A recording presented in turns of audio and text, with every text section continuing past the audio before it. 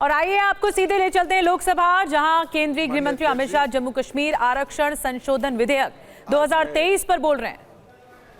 जम्मू कश्मीर पुनर्गठन संशोधन विधेयक 2023 और जम्मू कश्मीर आरक्षण संशोधन विधेयक 2023 इस पर इस सदन में जो बहस हुई है, इसका जवाब देने के लिए मैं खड़ा हुआ। मुझे एक बात का आनंद भी है और हमारी संसदीय प्रणालिका के लिए अच्छा भी है कि किसी ने इस बिल के तत्व का विरोध नहीं किया है, इस बिल के हार्द का विरोध नहीं किया। मान्यवर, लगभग 6 घंटा चर्चा चली और कांग्रेस के श्री अमर सिंह से लेकर अधीर रंजन जी तक 29 वक्ताओं ने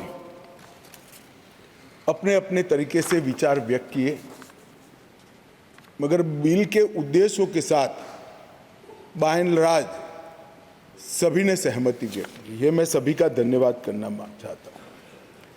माननीय अध्यक्ष जी, मैं जो बिल लेकर आया हूँ, जो विधेयक लेकर इस महान सदन की सहमति प्राप्त करने के लिए मैं खड़ा हुआ हूं,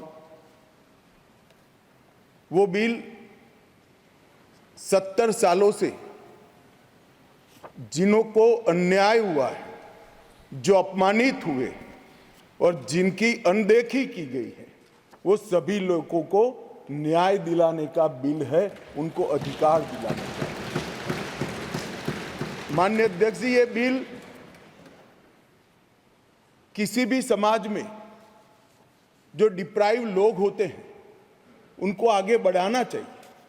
ये भारतीय संविधान की मूल भावना है, परंतु उसके साथ साथ इसका सम्मान न कम हो, इस तरह से आगे बढ़ाना चाहिए। अधिकार देना और अधिकार सम्मान के साथ देना, दोनों में बड़ा फर्क है।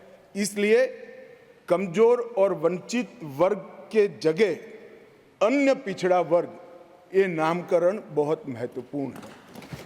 ये दोनों चीजों को ढेर सारे प्रतिपक्ष के सदस्यों ने अलग अलग तरीके से थोड़ा कम आंकने की प्रयास भी किया। किसी ने कहा कि पहले से हो रहा था, किसी ने कहा कि सिर्फ नाम बदल रहा है।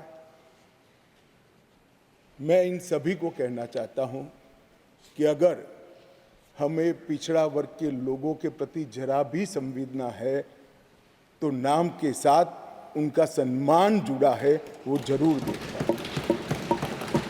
नाम के साथ सम्मान जुड़ा है, वो वही लोग देख पाते हैं जो उनका उत्कर्ष अपने भाई समझकर, अपने से पीछे रह गए भाई समझकर संवेदना के साथ उंगली पकड़कर आगे बढ़ाना चाहते हैं।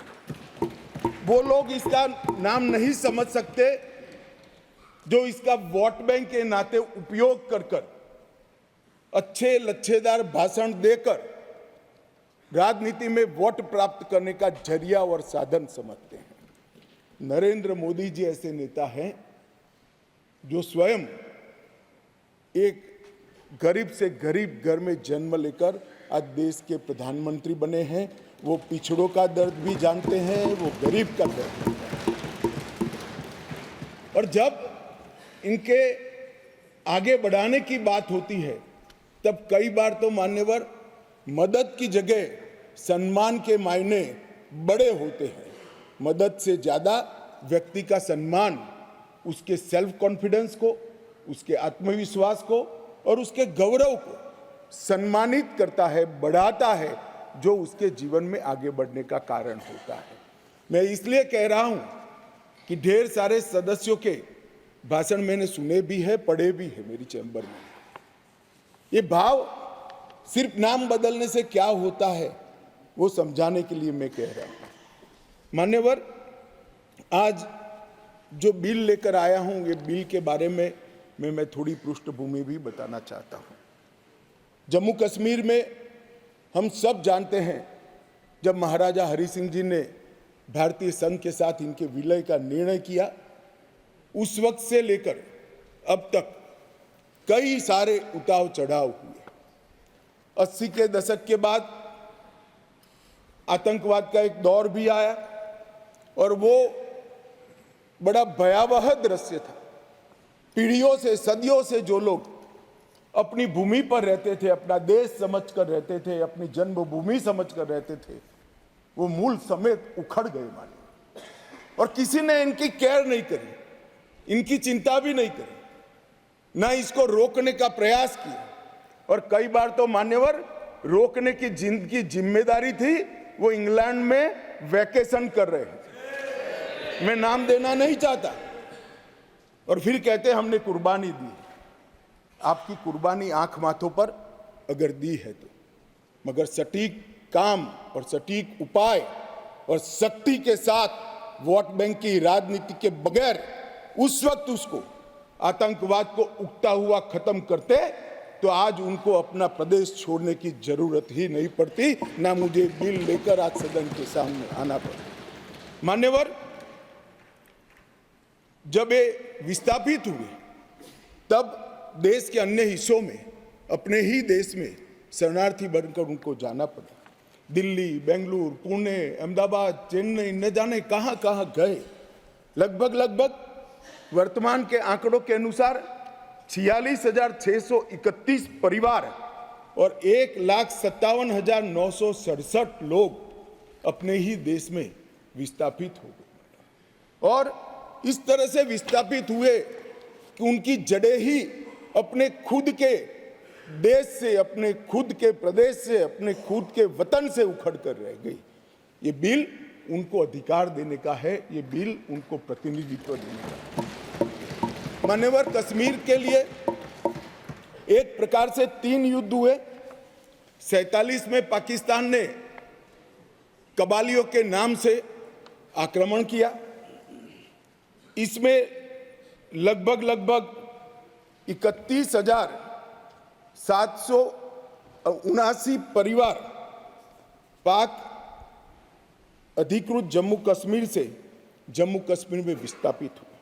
इनमें से 26,319 परिवार जम्मू कश्मीर में और 5,460 परिवार देश भर में फैल गए।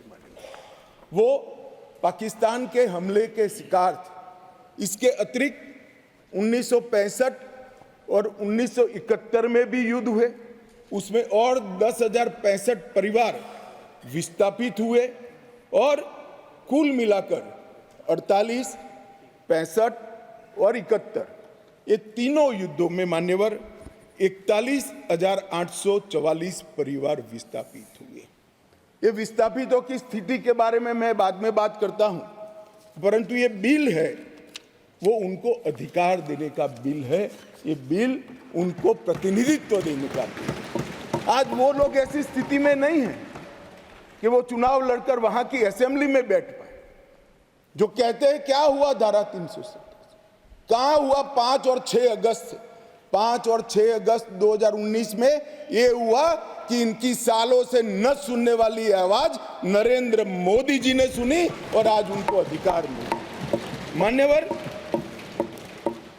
जिस 5 और 6 अगस्त का बिल 2019 का कुछ लोगों को जूते में पड़े कंकर की तरह खटकता है, उनको मैं बताना चाहता हूं, इसी बिल का हिस्सा था न्यायिक डिलिमिटेशन। ये एक शब्द नहीं है, 2 शब्द जोड़कर बना है, क्योंकि पहले जो डिलिमिटेशन हुआ था वो इस तरह से था, एक कॉन्स्टिट्यूएंसी यहां बनी है और दूसरा ये वो कॉन्स्टिट्यूएंसी का हिस्सा 15 किलोमीटर दूर है। क्यों? क्योंकि मुझे चुनाव जीतना है। इस तरह से डिलिमिटेशन हुआ। ये डिलिमिटेशन के सामने मैंने जानबूझकर एज अ लेजिस्लेटर न्यायिक डिलिमिटेशन लिखा था, वो आज मैं सदन को बताऊंगा। डिलिमिटेशन कमीशन, डिलिमिटेशन और डिमार्केटेड असेंबलीज ये लोकतंत्र का मूल है। जनप्रतिनिधि को चुनने की इकाई तय करने की प्रक्रिया है। असेंबली जो बनती है वहीं से मतदाता अपना प्रतिनिधि विधानसभा में भेजते हैं।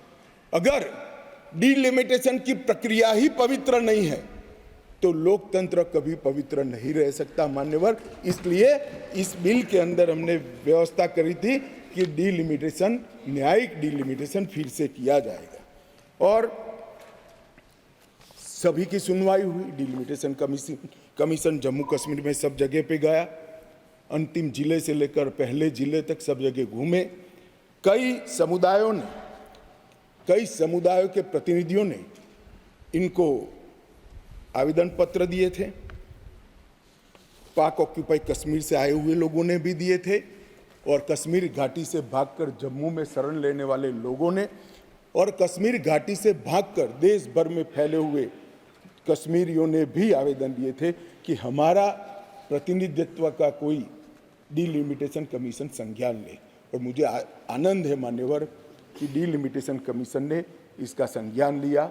भारत के इलेक्शन कमिश्नर ने विधानसभा में 2 सीटें कश्मीरी विस्थापितों के लिए नामांकन की जा सके और 1 सीट अनधिकृत ऑक्यूपेशन जो हमारे कश्मीर का हिस्सा पाकिस्तान कर बैठा है वहां से विस्थापित लोगों में से एक व्यक्ति को नॉमिनेट करना पड़े। ये इसका हाल।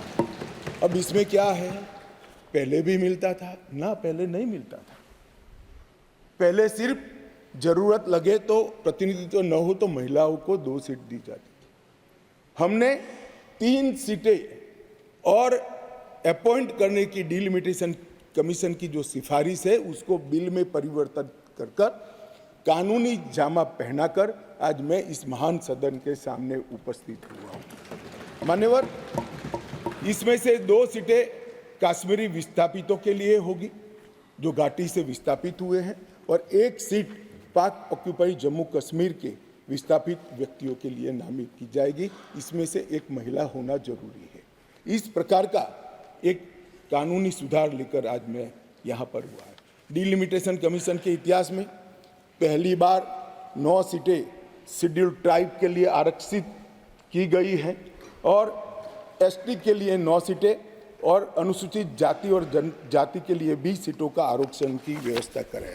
नई जो स्कीम बनी है उसमें जम्मू में पहले 37 सीटें थी, 37 सीटें थी। ये भी न्याय का सवाल है। जम्मू में पहले 37 सीटें थी, अब 43 हुई है, 43 हुई है। कश्मीर में पहले 46 थी, अब 47 हुई है और पाक ऑक्यूपाई कश्मीर की 24 सीटें, क्योंकि वो हमारा है, हमने रिजर्व रखी है मान्यवर, 24 सीटों को। इस तरह से पहले 107 सीटें जम्मू कश्मीर विधानसभा में थी, अब 114 सीटें हुई है। पहले 2 नॉमिनेटेड मेंबर हुआ करते थे, अब 5 नॉमिनेटेड मेंबर मान्यवर इसमें होंगे। जम्मू कश्मीर के कानून के हिसाब से 2 महिलाओं को राज्यपाल द्वारा मनोनीत किया जाता है और धारा 15 के अनुसार किया जाता है। और अब इसमें कश्मीरी प्रवासियों में से 2, जिसमें से 1 महिला, और पाक ऑक्यूपाई कश्मीर से 1 नामांकन किया जाएगा। मान्यवर, ये इसलिए संभव हुआ है कि 5 और 6 अगस्त को ये ऐतिहासिक बिल नरेंद्र भाई ने कैबिनेट में पारित किया और इस सदन ने इसको परमिशन दी, इसको मान्यता दी और धारा 370 चली गई। इसी का हिस्सा था ये डिलिमिटेशन कमीशन। मान्यवर, सुरक्षा का परिदृश्य मैं इस पर बाद में बात करूंगा। ढेर सारे सदस्यों ने इसकी चिंता भी व्यक्त की है, मैं भी चिंतित हूं, परंतु क्या हुआ है वो बताना ये मेरा फर्ज है, क्योंकि एक और से रिकॉर्ड पर चीज़ें आ गई है तो मुझे जवाब तो जरूर उसका देना पड़ेगा। और आज जो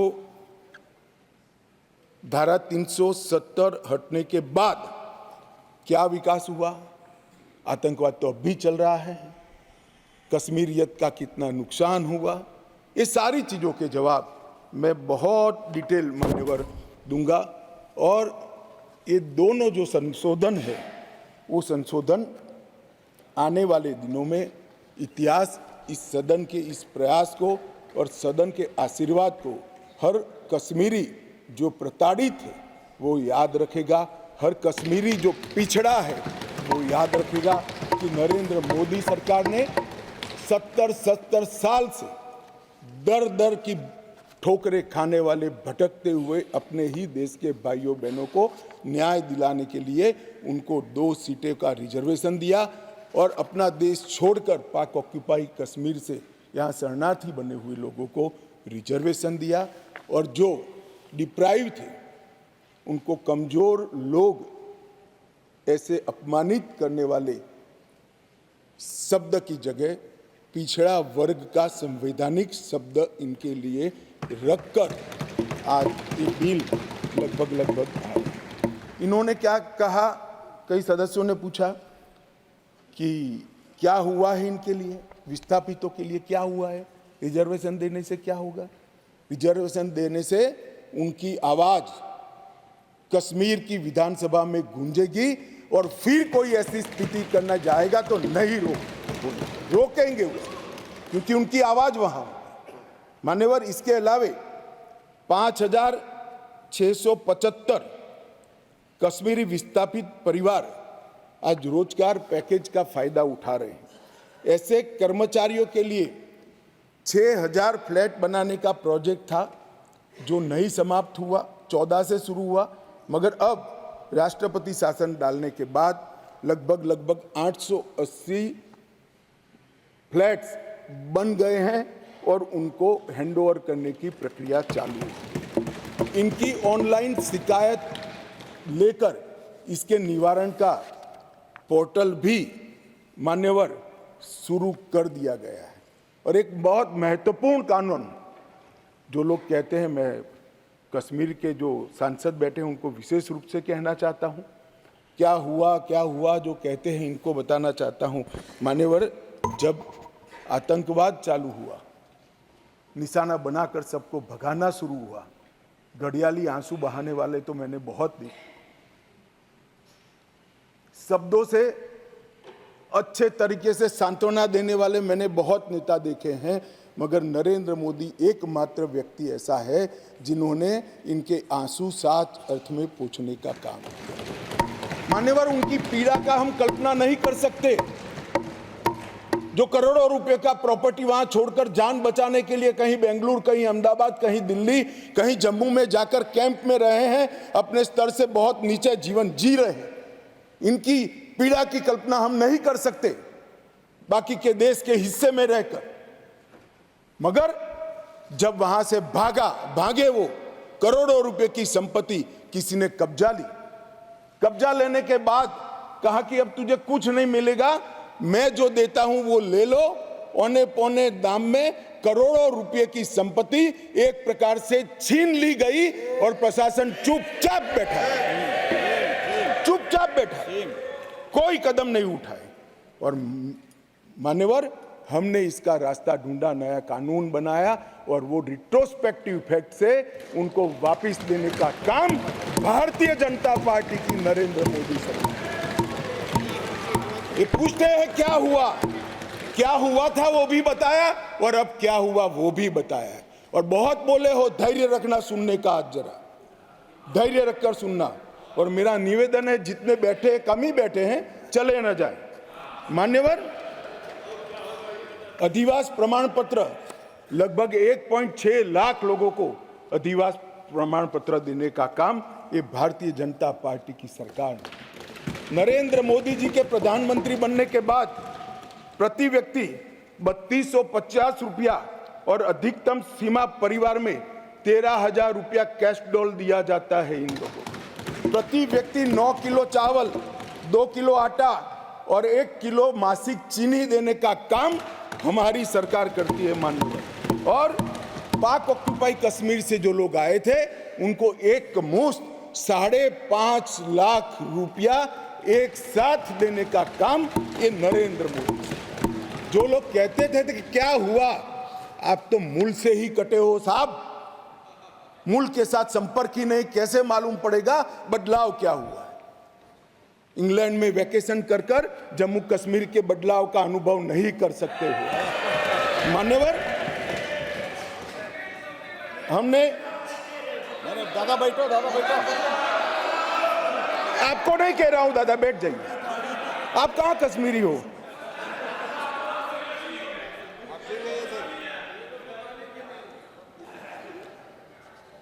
मान्यवर, एक बैकवर्ड क्लास कमीशन बनाया गया, बहुत सहभागिता का अप्रोच बैकवर्ड क्लास कमीशन ने लिया, हितधारकों के साथ कई दौर का बैठक के किया, 198 प्रतिनिधिमंडल और 16,000 लोगों को की सुनवाई हुई, 750 दिन ये प्रक्रिया चली, सभी 20 डिस्ट्रिक्ट में जाकर ये सुनवाई की गई और लगभग 26,000 से ज़्यादा पोस्ट में मिली हुई लिखित अर्जियों को भी संज्ञान में ले लिया गया और जम्मू कश्मीर आरक्षण अधिनियम इसके अंदर सुधार करने का अभी जो आया है उसमें से एक मूल तत्व, बाकी के 2 बिल तो ST department, schedule tribe department और पिछड़ा वर्ग डिपार्टमेंट लेकर आएंगे, मगर अभी एक तत्वतः फेरफार किया है, बदलाव किया है।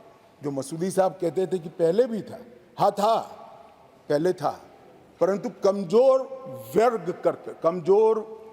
वर्गों के लिए था। इसकी जगह संवैधानिक नाम अन्य पिछड़ा वर्ग देकर उनका सम्मान करने का काम नरेंद्र मोदी की।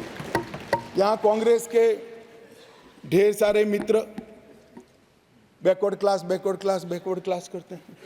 कुछ नेता होते हैं जिनको हाथ में कुछ लिख कर पकड़ा लो तो 6 महीने नया कागज ना आए तब वही बोलते रहे बैकवर्ड क्लासेस।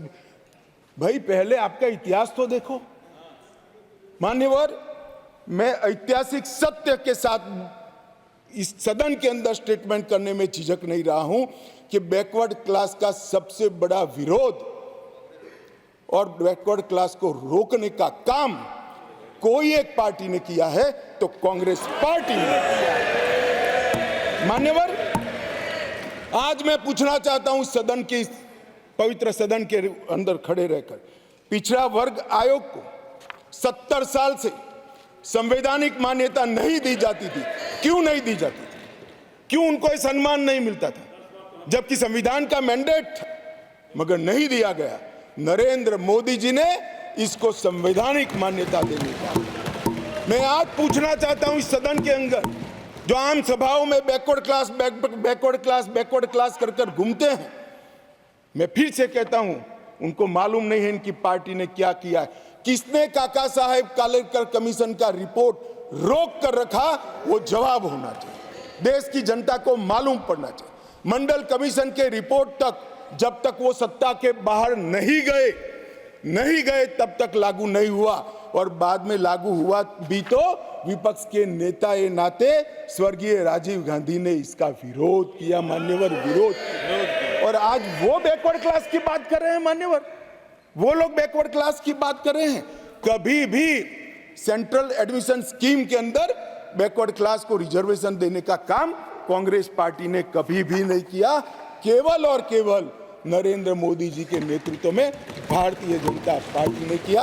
सैनिक स्कूलों में भी दिया जाता है, नीट के अंदर भी दिया जाता है, और सेंट्रल स्कूल्स के अंदर भी पिछड़ा वर्ग के बच्चों को सम्मान के साथ पढ़ने की व्यवस्था ये भारतीय जनता पार्टी की सरकार ने। मान्यवर अब आप इनको बिठा दीजिए।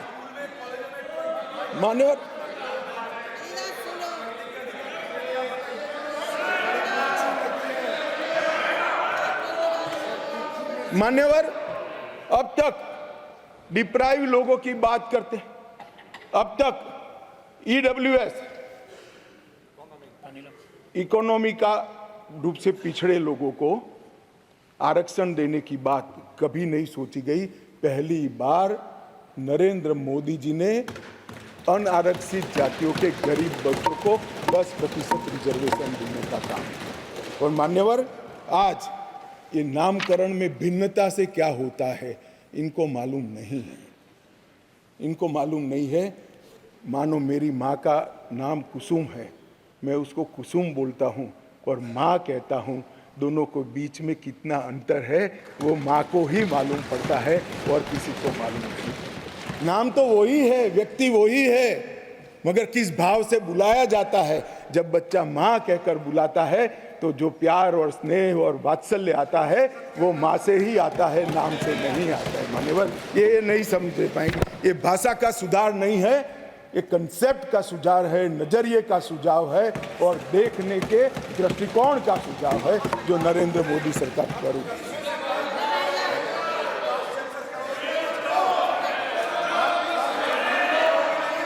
प्लीज अरे यार अधीर रंजन, मैं एक बात कहता था कि एक नेता लिखा हुआ पढ़ते ही रहते थे, पढ़ते, तुम भी वो स्क्रिप्ट पढ़ने लगे यार। ऐसा मत करो यार अधीर रंजन जी, ऐसा मत करिए। आप माननीय विपक्ष के नेता है, आप भी तो कुछ पढ़ रहे हो।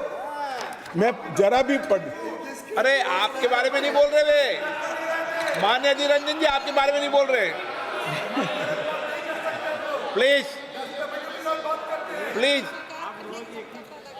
मान्यवर मैं इनको बताना चाहता हूं, आजकल करते करते मेरे 32 साल किसी न किसी सदन में हो गए, मैंने आज तक कभी लिखा हुआ भाषण पढ़ा नहीं।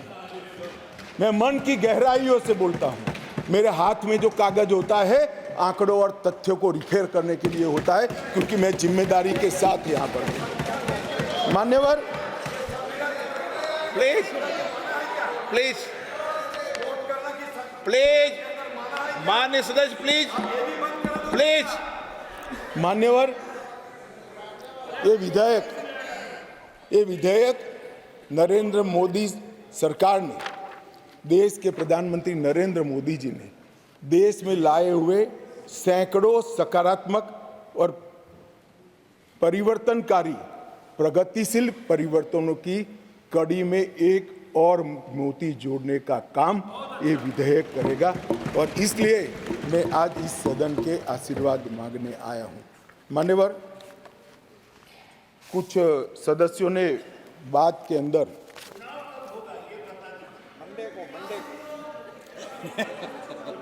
दादा धैर्य से सुनना पड़ेगा, अंत में बताऊंगा, तब तक आप टोके बगैर बैठे। मान्यवर, कुछ कानूनी और संवैधानिक मुद्दे खड़े कर दिए। पहले एक मॉरल बात लाए कि भाई जिस कानून के अंदर आप अमेंडमेंट लेकर आए हो वो कानून ही कोर्ट के सामने चैलेंज में है। मसूदी साहब तो हाई कोर्ट के जज रहे, विद्वान न्यायाधीश रहे हैं, अधिवक्ता अच्छे ही होंगे तभी तो जज बने होंगे। मैं उनको कहना चाहता हूं धारा 370 भी काफी साल तक चैलेंज में रही, क्यों नहीं रोका उसको? जब चैलेंज में थी तो धारा 370 को क्यों नहीं रोका गया? और आज आपको कानून की मर्यादाएं याद आ रही है। फिर भी मैं स्पष्टता करना चाहता हूं, आपकी ही पिटीशन है, आप पिटीशनर हो। इस पर स्टे मांगा गया था, स्टे पर बहस हुई, न्यायाधीशों ने सुनवाई कर स्टे देने से इनकार किया। स्टे देने से इनकार किया। मैं बहुत रिस्पॉन्सिबिलिटी के साथ यहां बोल रहा हूं, कोई स्टे नहीं है।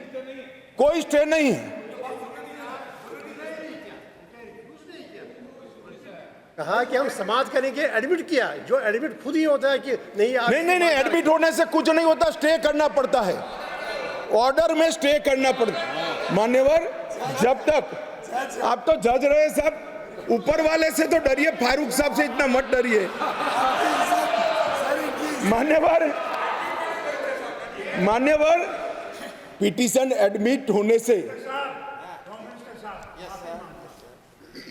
किसी को डराता नहीं, फिर भी डरते हैं, बोलिए। मेरा काम डराना नहीं, आप लोगों का काम है डराना, हम डराते नहीं। मान्यवर कहा है उसका जवाब मैं आपके बाद दूंगा। नहीं दे सकते आप, नियमों के अनुसार नहीं दे सकते।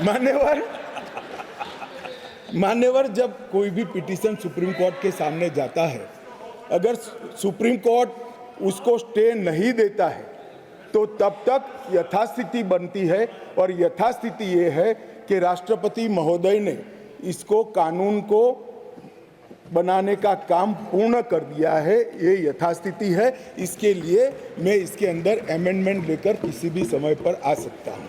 और ये जो है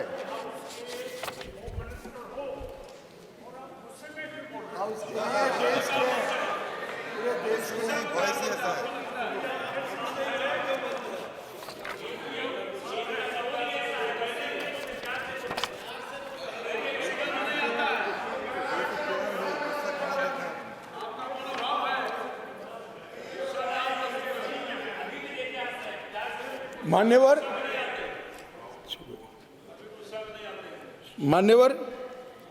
उसके बाद कहा गया मनीष तिवारी जी के द्वारा कि अनुच्छेद 3 में कहीं पर भी यूटी का प्रावधान नहीं है। अब मैं मान्यवर, कोई कंफ्यूजन नहीं रहना चाहिए, बहुत बड़ी बात माननीय सदस्य ने करी है। मैं अनुच्छेद 3 इस सदन में पढ़ना चाहता हूँ। नए राज्यों का निर्माण और वर्तमान राज्यों के क्षेत्रों, सीमाओं या नामों में परिवर्तन, ये अनुच्छेद का मूल चीज है। इसके अंदर आगे किसी राज्य में उसका राज्य क्षेत्र अलग करने अथवा 2 या अधिक राज्यों को या राज्यों के भागों को मिलाकर अथवा किसी राज्य क्षेत्र को किसी राज्य के भाग के साथ मिलाकर नए राज्य का निर्माण देश की संसद कर पाएगी। अब इन्होंने कहा यूटी नहीं है, यूटी का इसमें प्रोविजन नहीं है, मगर शायद उन्होंने पूरा पढ़ा नहीं या जानबूझकर आगे उन्होंने सदन को बताया नहीं। इसी के नीचे आर्टिकल 3 के नीचे ही स्पष्टीकरण है। इस अनुच्छेद के खंड क से ड में, जिसमें सारी चीजें आता है, राज्य के अंतर्गत संघ राज्य क्षेत्र समाहित है। तो वहां पर राज्य मीन्स संघ राज्य क्षेत्र अपने आप हो जाता है। तो ये इनको मैं मनीष जी को थोड़ा स्पष्टता करना चाहता हूं कि इतना बड़ा गैरकानूनी काम कम से कम नरेंद्र मोदी सरकार नहीं कर सकती। ये कोई इंदिरा गांधी की सरकार नहीं है जो इस प्रकार के कानून लेकर आए। भाई अभी बहस नहीं हो सकती, बाद में मैं आपको सवाल, मैं बाद में आपको मौका दूंगा क्वेश्चन पूछने का, अभी बैठ जाइए। मैं बाद में आपको,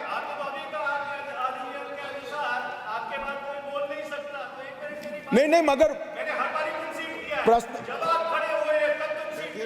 देखिए मनीष जी, मैं प्रश्न ले सकता हूं। मैं महोदय को अभी कहता हूं, बाद में मनीष जी का प्रश्न। चलिए, ये भी नियमों के अंदर है। मान्यवर, बाद में उन्होंने कहा कि अनुच्छेद 3 के परंतु को निलंबित करके राष्ट्रपति शासन डाला क्योंकि ये प्री डिजाइन था। मान्यवर, मेरे पास लिस्ट है। आंध्र प्रदेश में राष्ट्रपति शासन 1973 में डाला, हम नहीं थे, कांग्रेस की सरकार थी, परंतु निलंबित किया गया था। अरुणाचल में डाला गया, परंतु निलंबित। 81 में आंध्र प्रदेश में उनकी सरकार, परंतु निलंबित किया था। 1990 में परंतु निलंबित किया था। बिहार 1969 कांग्रेस सरकार, परंतु निलंबित किया था। 72 परंतु निलंबित किया था। 1977 परंतु निलंबित किया था। 69 बिहार, फिर गोवा 1990 परंतु निलंबित था। 1990 परंतु मेरे पास लगभग 27 राज्यों के 70 से ज्यादा है। एक में भी वो परंतु निलंबित करे बगैर राष्ट्रपति शासन नहीं डाला गया है।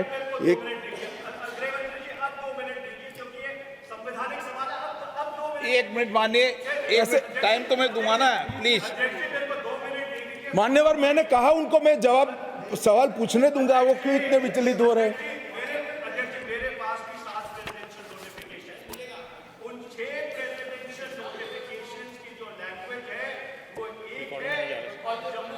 के प्रेसिडेंशियल नोटिफिकेशन की लैंग्वेज अलग है। मैं आपको अभी डेमोन्स्ट्रेट कर सकता हूं, मैं अभी बढ़ के सुनाता हूं, मैं अभी बढ़ के सुनाता हूं। एक पर बहस ही नहीं है, लैंग्वेज क्या है?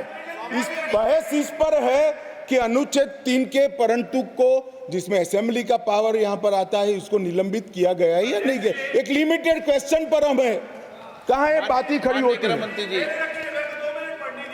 नो, माननीय अध्यक्ष जी मुझे संरक्षण दीजिए, ऐसे नहीं हो सकता बिल का जवाब।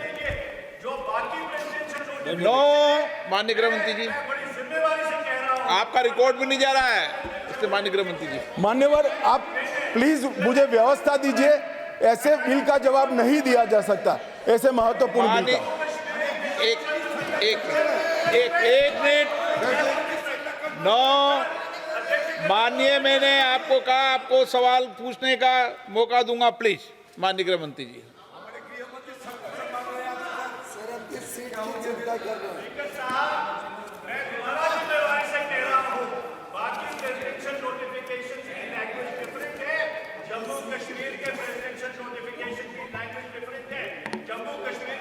आप प्लीज नो, माननीय राम कृपाल जी प्लीज, माननीय मनीष तिवारी जी प्लीज। मान्यवर, ढेर सारे सदस्यों ने जम्मू कश्मीर में आतंकवाद की चिंता का जिक्र किया, वो चिंतित भी थे। अच्छी बात है, चिंता हो रही है, होनी भी चाहिए, सभी को होनी चाहिए। उन्होंने सीधा सीधा इसको आर्टिकल 370 को निरस्त करने से जोड़ा। उन्होंने क्या क्या हुआ, अब भी आतंकवाद चल रहा है। उन्होंने क्या क्या हुआ, अभी कुछ दिन पहले सेना के कुछ जवान शहीद हो गए, ऑफिसर प्लीज ऑफिसर जवान शहीद हो गए, कुछ घटनाएं भी हुई।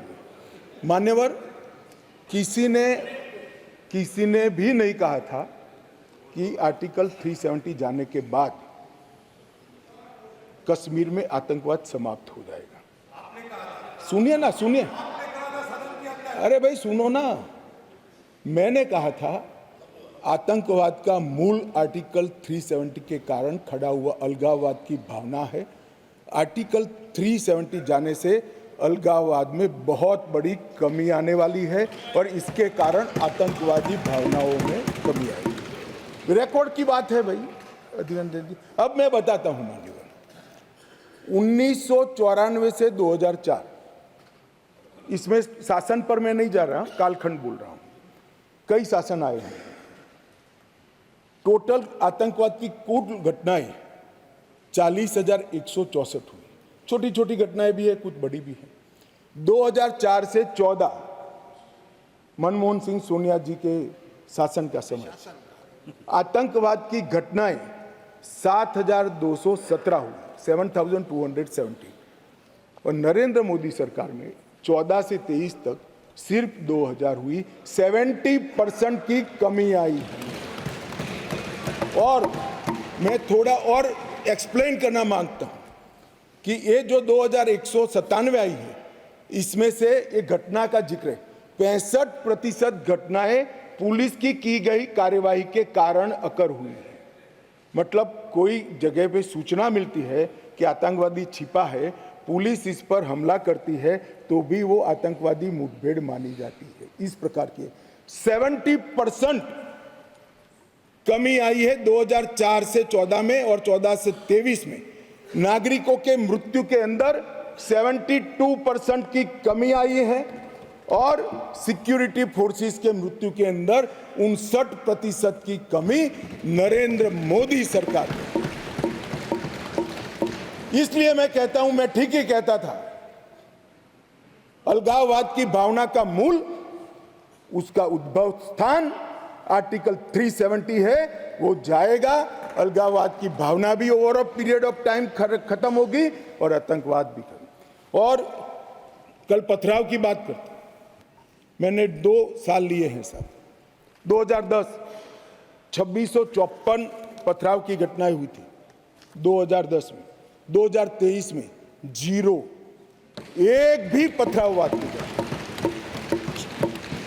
ऑर्गेनाइज हड़ताल जो कॉल देकर, पाकिस्तान से कॉल देते थे इनके आका, और कश्मीर की वैली और जम्मू बंद हो जाते थे। 132 ऑर्गेनाइज हड़तालें हुई थी 2023 में, एक भी हड़ताल नहीं, एक भी बंद नहीं। मान्यवर, पथराव में नागरिकों की मृत्यु 2010 में 112 हुई थी, 23 में क्योंकि पथरावी नहीं हुआ है, नो इंजर्ड नो डेथ। मान्यवर, सिक्योरिटी फोर्सेस पथराव के कारण 6,235 हुए थे इंजर्ड सिक्योरिटी फोर्सेस, और इस बार क्योंकि पथरावी नहीं हुआ है, 0 इंजर्ड है। क्या बदलाव हुआ है? इनको मैं कहता हूं क्या बदलाव हुआ है। अरे इसी सदन में रहकर सारी मर्यादाएं तोड़कर अगर धारा 370 खत्म हुई तो खून की नदियां बह जाएगी कहते थे। खून की नदियां छोड़ो, कंकड़ चलाने की हिम्मत नहीं है किसी की। इस तरह की व्यवस्था भारतीय जनता पार्टी की सरकार है। और मान्यवर, सीज फायर के वायोलेशन की घटना 2010 में एक साल में 70, 2023 में 2, घुसपैठ 2010 में 489, 2023 में सिर्फ 48, आतंकवादी मारे गए 112 मारे गए थे, कुल मिलाकर एवरेज निकाल दे तो 278 आतंकवादी मारे गए हैं। मान्यवर, वापिस लौट गए, पहले 18 वापिस लौटे थे, अब 281 वापिस लौट गए। पाकिस्तान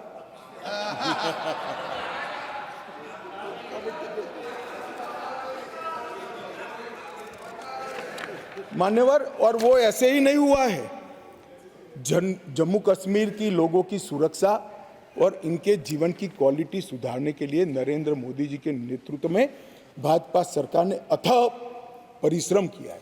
मान्यवर, गृह मंत्रालय हर माह यहाँ पर सिक्योरिटी रिव्यू करता है और हर 3 माह में मैं वहाँ जाकर सिक्योरिटी रिव्यू करता हूँ। मान्यवर, एक 0 टेरर प्लान बनाया गया है जिसको हमने इम्प्लीमेंटेशन में लाया है। 3 साल से वो प्लान एक्शन में है। मुझे पूरा भरोसा है मान्यवर कि 24 के बाद फिर से मोदी जी आने वाले हैं। 26 आते आते 0 टेरर प्लान 100% इम्प्लीमेंट होगा। मान्यवर, इसके साथ साथ कंप्लीट एरिया डोमिनेशन का प्लान बनाया है, वो भी 2026 तक समाप्त हो जाएगा। और पहले सिर्फ टेररिस्टों को मारते थे, हमने इसकी इकोसिस्टम को खत्म किया है। इसके साथ साथ टेरर फाइनेंस पर इकोसिस्टम को खत्म करने के लिए केस किए। एनआईए ने 32 केस किए, जिसमें कुछ पार्टियां बड़ा अरण्य रुदन कर रही है, हाय तौबा कर रही है। क्यों केस हो रहे हैं? क्योंकि इसलिए केस हो रहे हैं कि पाकिस्तान से पैसा आ रहा है, ये परमिटेड नहीं है, ये नरेंद्र मोदी सरकार है, ये नहीं चाहिए। एनआईए द्वारा 32 केस हुए, एसआईए द्वारा 51 केस हुए, 83 केस टेरर फंडिंग और फाइनेंस के हुए हैं। लगभग 229 अरेस्ट हुए हैं। 150 करोड़ की मूल्य की 57 प्रॉपर्टी को सीज कर नीलामी के लिए कोर्ट के सामने दस्तावेज रख दिए गए और 134 बैंक अकाउंट सील किए, जिसमें 122 करोड़ रुपया सीज हुआ है और 5.5 करोड़ रुपया कैश हुई है। और मान्यवर कहते थे क्या फर्क पड़ा है? अब्दुल्ला साहब बैठे थे। अब्दुल्ला साहब, आप जब मुख्यमंत्री पद छोड़े तब से लेकर मोदी जी प्रधानमंत्री बने तब तक 19 तक जम्मू कश्मीर में थिएटर नहीं चलते थे। पूरे देश को मालूम ही नहीं है, जम्मू कश्मीर में थिएटर नहीं चलते थे। धारा 370 खत्म होने के बाद 2021 में जम्मू कश्मीर में पहला थिएटर शुरू हुआ। 30 साल के बाद क्या परिवर्तन हुआ है पूछते हैं, इसलिए मैं कह रहा हूं कि ये परिवर्तन हुआ है। श्रीनगर में एक मल्टीप्लेक्स बना, पुलवामा, शोपिया, बारामूला, हंदवाड़ा 4 नए थिएटर खुले। 100 से अधिक फिल्मों की शूटिंग शुरू हो गई। जो फारूक साहब ने अंतिम देखा होगा, बाद में नहीं देखा होगा किसी ने, अब शूटिंग शुरू हो गई है। और लगभग 100 मूवी थिएटरों के लिए बैंक लोन के प्रस्ताव आज बैंक में पेंडिंग। ये मान्यवर इंडिकेटर है, थिएटर खोलने की स्थिति ही नहीं थी। क्यों बंद करने पड़े थे मुझे बताओ ना। ऐसा तो है नहीं कि जम्मू कश्मीर में कोई थिएटर पिक्चर देखना नहीं चाहता है, आराम से देखे जाते थे, मगर बंद करने पड़े थे। मान्यवर लगभग कहते थे कि क्या हुआ था कि 370 खत्म करना पड़ा। 45,000 लोगों की मृत्यु हुई है और मैं मानता हूं ये 45,000 लोगों की मृत्यु की जिम्मेदार ये धारा 370 थी जो नरेंद्र मोदी ने उखाड़ कर फेंक दिया। मान्यवर,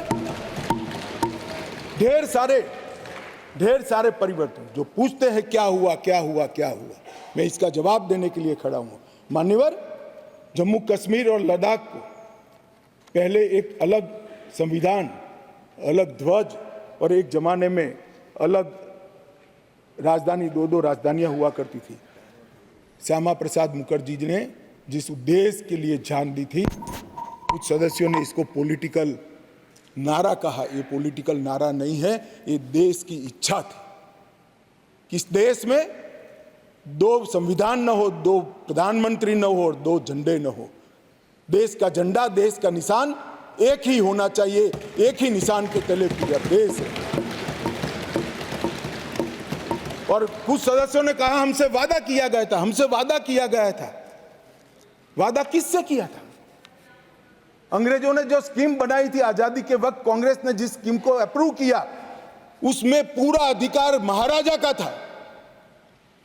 देश भर में कहीं तो पब्लिक को नहीं पूछा गया, क्यों जम्मू कश्मीर में पूछना?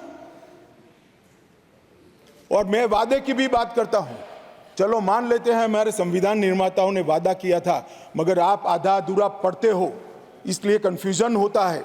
इसके अंदर आर्टिकल 370 के अंदर ऊपर टेम्पररी प्रोविजन लिखा गया है।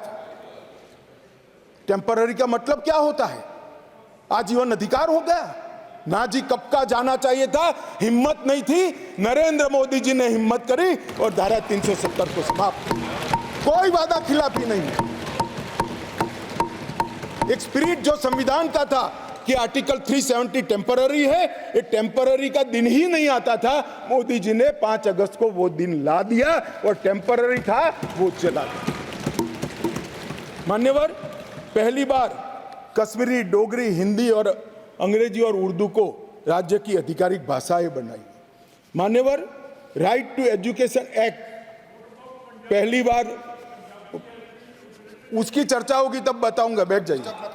भूमि अधिग्रहण और मुआवजे का कानून, forest right act, SC ST prevention atrocity act, whistle blower protection act, juvenile justice act और अल्पसंख्यक आयोग अधिनियम 1992 ये रोक कर रखे थे, वो अब लागू हो गए। असेंबली वहां की 6 साल की बना कर रखी थी, अब वो भी 5 साल की हो गई। और बड़े बदलाव हुए। मान्यवर, मैं आज कहना चाहता हूं, हम भी गए थे लाल चौक पर तिरंगा फहराने के लिए, रोक दिया था मोदी जी और हमारे उस वक्त के अध्यक्ष मुरली मनोहर जी गए और लाल चौक में तिरंगा फहराया था। मान्यवर, तिरंगा फहराने के लिए जद्दोजहद करनी पड़ती थी। आज हर घर तिरंगा, घाटी का एक भी घर ऐसा नहीं था जहां पर तिरंगा न फहरा। मान्यवर, ये बदलाव है। आज लाल चौक में सारे धर्म के त्योहारों को रंग चंग के साथ मनाया जाता है और सारे धर्म के लोग पार्टिसिपेट करते हैं। बंधारण, संविधान की स्पिरिट को अब नीचे उतारा गया है। ये जो पूछते हैं क्या हुआ क्या हुआ क्या हुआ, मैं उनको जवाब देना चाहता हूँ। मान्यवर, मैं उनको जवाब देना चाहता हूँ, जब आर्टिकल 370 गया उसके पहले GSDP 1 लाख करोड़ था, सिर्फ 1 लाख करोड़। आज 2,27,927 करोड़ GSDP, सिर्फ 5 साल में डबल। रोजगारी ढेर सारी बढ़ी। पहले 94 डिग्री कॉलेज थे मसूदी साहब, अब 147 हो गई। IIT, IIM और 2 एम्स। सबसे पहला राज्य ऐसा है जहां 2 एम्स दिए गए, वो हमारा जम्मू कश्मीर। मेडिकल कॉलेज पहले 4 थे 70 साल में, 7 नए मेडिकल कॉलेज बनाए गए, 15 नर्सिस कॉलेज बनाए गए। मेडिकल सीट 500 थी, अब नई 800 सीटें जोड़ने का काम आर्टिकल 370 जाने के बाद हुआ है। 367 PG की सीटें थी, उसमें नई 397 सीटें जोड़ने का काम नरेंद्र मोदी सरकार ने किया है। और लगभग मिड डे मील 6 लाख लोगों को मिलता था, अब 9,13,000 लोगों को मान्यवर मिड डे मील मिलता है। प्रधानमंत्री ग्राम सड़क योजना की एवरेज 158 किलोमीटर थी, अब 8,068 किलोमीटर प्रति साल हो गई। क्या हुआ है जो पूछते हैं इनको मैं बताता हूं। मैं देता हूं जवाब।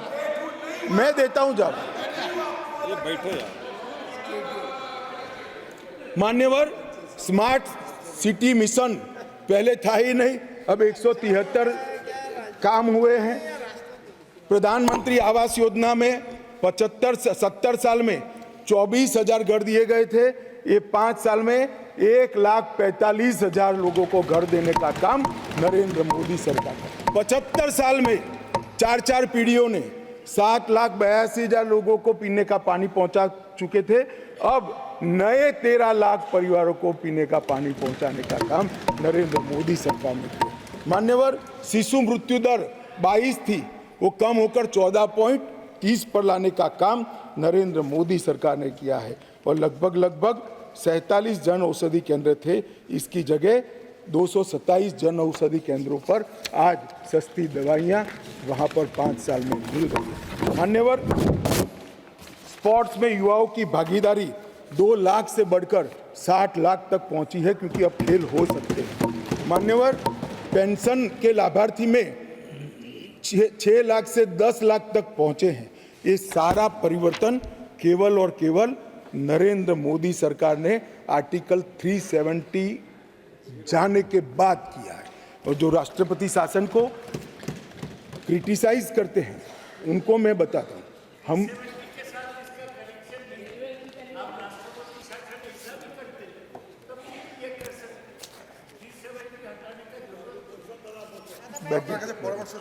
दादा, आप कई बार बंगाल में पहुंच जाते हो, यहाँ बैठे हुए। 370 के कारण आतंकवाद घटा है, आतंकवाद जाने के कारण, कम होने के कारण वहाँ अच्छा वातावरण हुआ है, इसी के कारण ये सब डेवलपमेंट हुआ है। वरना IIM न होता, ना एम्स होता, कुछ न होता। आप नहीं समझ पाओगे, जब हमारा सरकार बंगाल में आएगा, वातावरण सुधरेगा और विकास होगा, तब मालूम पड़ेगा कि क्या परिवर्तन है।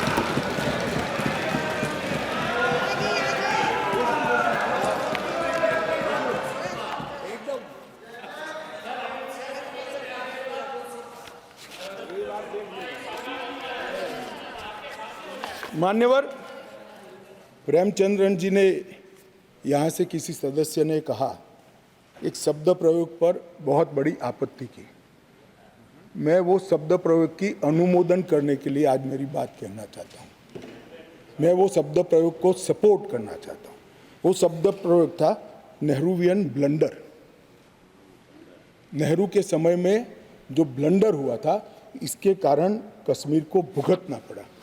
मैं मान्यवर इस सदन में खड़ा रहकर आपके आसन के सामने जिम्मेदारी के साथ कहता हूं कि 2 बड़ी गलतियां जो पंडित जवाहरलाल नेहरू के प्रधानमंत्री काल में हुई, उनके लिए गए निर्णयों से हुई, इसके कारण सालों तक कश्मीर ने सहन करना पड़ा। एक सबसे बड़ी गलती, जब हमारी सेना जीत रही थी, पंजाब का एरिया आते ही सीज फायर कर दिया गया और पाक ऑक्यूपाई कश्मीर का जन्म हुआ। अगर सीज फायर 3 दिन लेट होता तो पाक ऑक्यूपाई कश्मीर आज भारत का हिस्सा।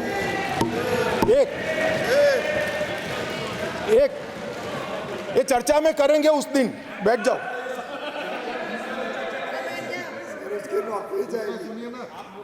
चर्चा है ना पूरा दिन। मान्यवर, और दूसरा,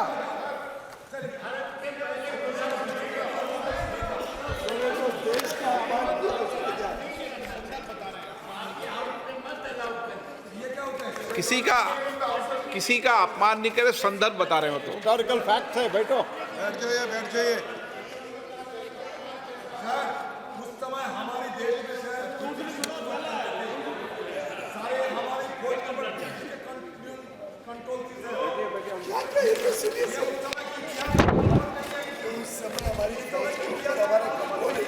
नहीं तो आपको कैसे मालूम हुआ इस वक्त का? मान्यवर, अभी तो एक ही का है, दूसरा तो सुने। और उसका कंट्रोल नहीं था। बैठ जाओ बैठ जाओ। आजादी की लड़ाई में आप कहाँ थे? क्या आपको पता चलेगी? मेरा जन्म नहीं हुआ था।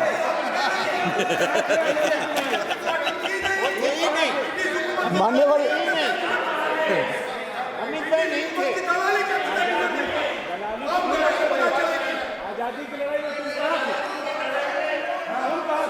अरे तो माननीय गृह मंत्री जी ने एक मिनट प्लीज दादा, माननीय गृह मंत्री जी ने ऑफिशियल स्टेटमेंट दे दिया था कि आजादी की लड़ाई के समय का पूरा स्टेटमेंट पोल में दे दिया, अभी फिर दे देंगे। बेटा सुनो, आप बता दो साहब इनको एक बार।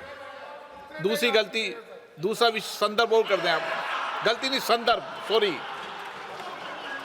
मान्यवर, एक ही गलती बताने से इतना तिल मिला गया है। नहीं, मैंने हटा दिया। मैं तो सिर्फ नहीं ऐसा नहीं है, मैं सिर्फ दो ही बताना चाहता हूँ। एक, पूरा कश्मीर जीते बगैर सीज फायर कर लिया, और दूसरा यूएन के अंदर हमारे मसले को ले जाने की बहुत बड़ी गलती की। मान्यवर, मैं एक कोट अनकोट पढ़ना चाहता हूँ। मैंने बहुत सावधानी से आपके द्वारा उठाए गए बिंदुओं को देखा, एक पत्र का हिस्सा है। मैंने बहुत सावधानी से आपके द्वारा उठाए गए बिंदुओं को देखा है, लेकिन मुझे डर है कि मेरे विचार आपके नहीं, सॉरी, यूनाइटेड नेशन के अनुभव के बाद, मान्यवर, यूनाइटेड नेशन के अनुभव के बाद मैं इस निष्कर्ष पर पहुंचा हूं कि वहां से कुछ संतोषजनक नतीजे की उम्मीद नहीं की जा सकती। मुझे यह एक अच्छा फैसला लगा, इनटू ब्रैकेट सीज फायर, मुझे यह एक अच्छा फैसला लगा, लेकिन इस मसले को ठीक से नहीं निपटा गया। हम सीज फायर और विचार करके कुछ बेहतर मार्ग निकाल सकते थे। मुझे लगता है कि भूतकाल में हमसे द्वारा की गई गलती है। इसमें आपत्ति है? नहीं कर सकते, स्वयं जवाहरलाल नेहरू ने कहा है। अब मुझे क्या कह रहे हो? नेहरू ने स्वयं कहा है। मैं रेफरेंस भी दे देता हूं। Nehru memorial museum and library, Jawaharlal Nehru collection, JNSG 143 के अंदर स्वयं जवाहरलाल नेहरू का शेख अब्दुल्ला जी को लिखा हुआ पत्र के मेरी गलती थी। मैं सब किसी को कोट नहीं कर रहा।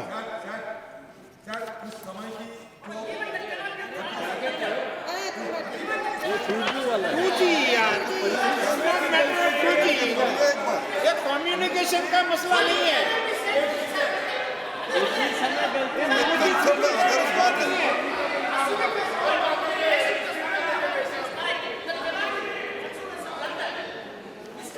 मान्यवर,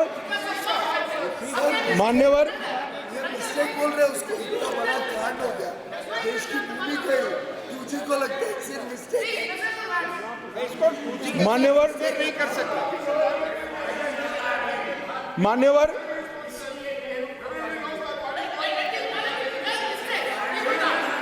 सर ये सोचिए, भूमि चली गई, मिस्टेक बोलता है, ब्लंडर। मान्यवर, अरे यार, ये नेहरू जी ने लिखा है, सूरज समझते नहीं हो? अनुवाद हो रहा है या नहीं हो रहा है अंदर? ये नेहरू जी ने कहा है, मैंने नहीं कहा है। माने, मैं तो नेहरू जी का कोट पढ़ रहा हूं, क्यों गुस्सा हो रहे हैं मुझ पर? गुस्सा होना है तो नेहरू जी पर होना चाहिए। ये उनका कोट है, मुझ पर गुस्से हो रहे हैं। मेरी तो समझ में ही नहीं आता है।